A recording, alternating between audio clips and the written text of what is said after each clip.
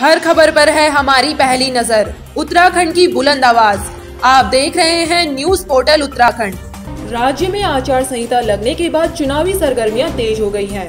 वहीं चुनाव लड़ने की दावेदारी करने वाले प्रत्याशी भी सक्रिय हो गए हैं। इसी क्रम में रुड़की से भाजपा के वरिष्ठ नेता और समाज सेवी वैद्य टेक वल्लभ ने पत्रकार वार्ता कर अपनी प्रबल दावेदारी पेश की है। उन्होंने पत्रकार वार्ता के दौरान कहा कि रुड़की शहर की जनता नई सोच, विचार और ऊर्जावान जनप्रतिनिधि चाहती है। उन्होंने बताया कि जनता के आह्वान पर ही वह विधानसभा चुनाव के मैदान में उतरे हैं और अपनी प्रबल दावेदारी आला कमान को पेश की है। उन्होंने कहा कि जनप्रतिनिधि आते हैं और पूरा कार्यकाल करके चले जाते हैं, लेकिन उन्हें विकास की परिभाषा तक मालूम नहीं होती।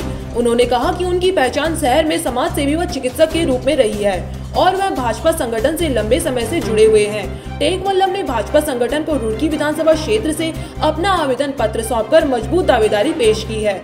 शहर के व्यापारियों ने भी उन्हें पूर्ण समर्थन देकर चुनाव के साथ देने का वादा किया है। वहीं उन्होंने व्यापारियों व शहर की जनता को भरोसा दिया कि वह जीत के बाद उनकी आशाओं, अपेक्षाओं और विश्वास पर खरा उतरकर ईमानदारी से कार्य करेंगे। आज जो हमने प्रेस वार्ता रखी है वो इसलिए रखी है कि चुनावी मैदान में हम कूद रहे हैं और जनता के आग्रह पर जनता ने हमको तैयार किया है कि आप जैसा व्यक्ति हमें चाहिए और आपको इस मैदान में आना है। इससे हमने तैयार किया। मैं पूर्ण रूप से इस चुनाव के लिए तैयार हूं और भारतीय जनता पार्टी का चूँकि मैं सेवक हूं, 50 वर्षों से सक्रिय सदस्य हूं और हमने दावेदारी कर दी है और अब उनके ऊपर है कि वो दावेदारी हमारी स्वीकार करते हैं या किसकी करती है। 2 बार के सिटिंग एमएलए हैं, क्यों मानते हैं आखिर उनका टिकट कटे और आपको टिकट मिले? देखिए, उनका कार्यकाल कैसा रहा ये जनता अगर संतुष्ट होगी तो जनता उन्हीं को चाहेगी और अगर उनका कार्यकाल में जनता की कुछ संतुष्टि नहीं हो पाई है तो मैं समझता हूं कि बदलाव की स्थिति है। हर 5 वर्ष बाद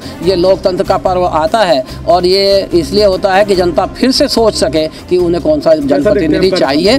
तो ये जनता की अपेक्षा है कि नया प्रतिनिधि आना चाहिए। जनता चाहती है कि बदलाव की स्थिति है, कोई बदलना चाहिए और एक अच्छा जमीनी से जुड़ा हुआ आदमी आए और कार्य करके दिखाए। तो मैं समझता हूं कि जनता की अपेक्षाओं और आशाओं पर मैं पूर्ण रूप से खरा उतरना चाहूँगा। उनके कार्यकाल को कैसा देखते हैं आप? जैसे कि 10 साल का उनका कार्यकाल रहा है, क्या कहना चाहेंगे विधायक प्रदीप बत्रा कार्यकाल?